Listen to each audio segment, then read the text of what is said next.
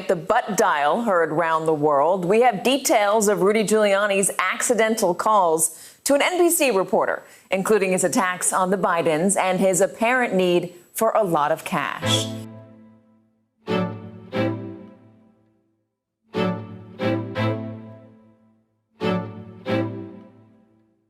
That's relevant in a second. The other one is a date, October 16th. The name and the date might become very important. Rudy Giuliani, this is what it's connected to. He's making headlines because of a butt dial.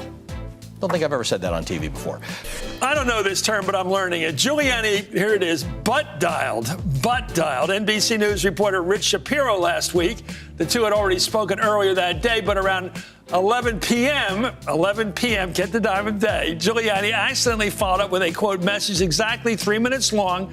The words tumbling out of Giuliani's mouth were not directed at the reporter Shapiro.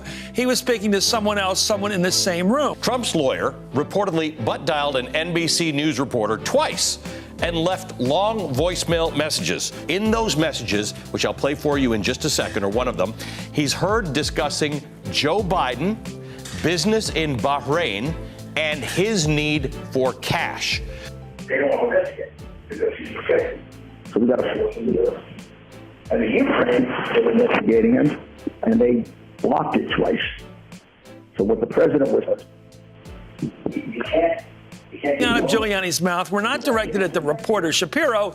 He was speaking to someone else, someone in the same room. Well, this isn't the first time that Giuliani accidentally or butt dialed someone, a reporter. A few weeks earlier, he did the same thing, this time railing against the Bidens. Let's listen. I expected it would happen. The minute you touch on one of the protected people, they go crazy. They come after you.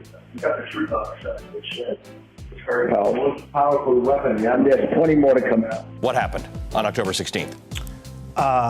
I went to sleep and then I woke up, to find a 3-minute voicemail message sitting in my on my phone.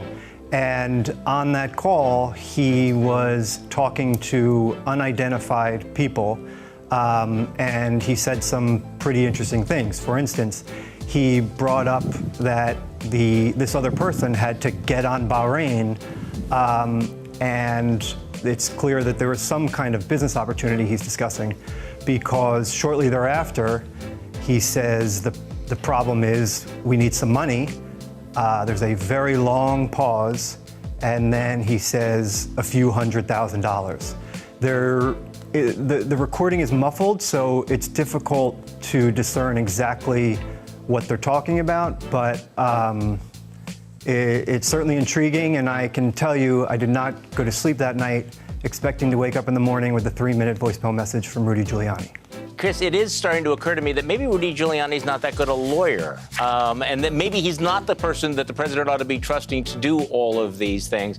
But yeah, I mean, at this point, he really is a liability to the president. And I thought it was interesting that the president doubled down on his support, full-throated support for Rudy Giuliani. So all those Republicans who are saying maybe we can distance the president from Rudy Giuliani, throw Rudy Giuliani under the bus.